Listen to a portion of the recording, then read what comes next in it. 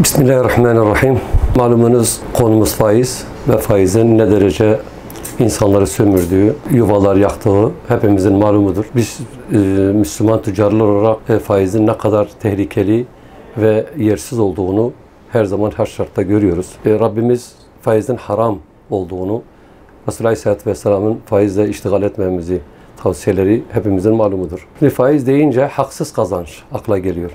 Yani ter dökmeden, hak etmeden paradan para kazanma. Yani hakkı olmayan bir şeyi alma olarak görüyoruz. Ki Batman özelinde bunu konuşursak son zamanlarda tefecilerin, faizcilerin piyasada olumsuz bir algı oluşturduğunu hepimiz görüyoruz. Faizin yuvalar yıktığını hepimizin malumudur. Gerçekten faizle iştigal edenler abat olunmamıştır. Belki düşünmeden, belki paralarına veyahut da maddiyat olarak paralarına para katarlar ama uzun vadede kendilerine de bir fayda sağlanmadığı malumdur. Şimdi Allah-u Teala ticareti helal, faizi haram kılmıştır. Biz Müslüman tüccarlar olarak dinimizin gereklerini yerine getirip faizden uzaklaşmamız lazım ve bunu bütün ticaretle uğraşan insanlara bunu tavsiye etmemiz ve çağrı yapmamız lazım. Lütfen faizden kaçının. Çünkü faiz gerçekten çok kötü bir şeydir. Faizi alan da veren de, yani belki alan mecburiyetten girmiştir. Fakat neticede faiz kurtuluş yeri değildir. Yani faizden kaçıp helala sığınmak elbette ki sonu mutluluktur. Sonu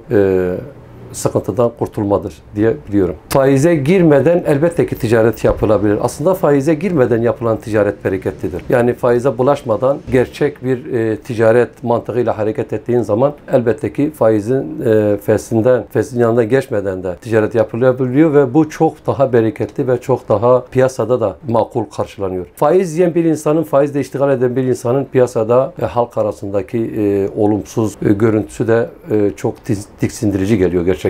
Falan kes faizcidir, falan kes tefecidir, falan kes Allah korusun. Yani faize bulaşmadan, haksız kazanca yönelmeden helal daire içerisinde ticaret yapmak elbette çok mümkün ve çok bereketlidir. Yani ülke ekonomisine çok kötü yansımaları oluyor faizin zaten. Bugün görüyoruz yani Türkiye'nin gerçekte gelirleri çok fazla. Fakat yüzde belki 60-70'i faize gidiyor ve bu da görüyoruz ki bir şeyin üzerinde yani sene sonu bakıldığında kazançlarının %60-70'i faize gidiyor ve çok kötü bir şey bu.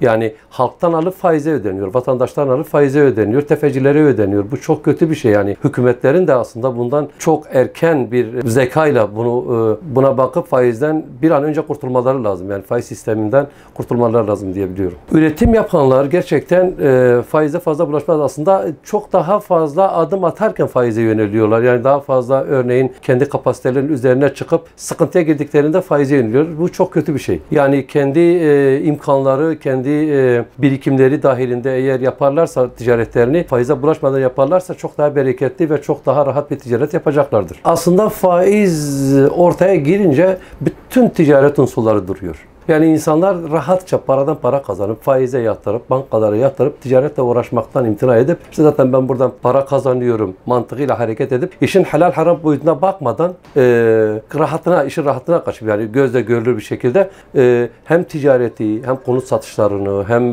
ticaretin bütün unsurları sekteye uğruyor aslında. Sadece bir bölüm değil. Yani hayatın her alanını, yani hem üretimi, hem istihdamı, hem ticareti hepsini etkiliyor. Çok da kötü etkiliyor. Yani insanların faizden kaçıp üretime, istihdama, ticarete, helal ticarete, yani Resulullah Aleyhisselatü Vesselam ki ticareti alan, veren, yiyen, şahitlik eden, katiplik eden cehennemdedir diyor. Yani şimdi bundan daha kötü bir şey var mı? Gerçekten yani faiz çok kötü bir şey yani.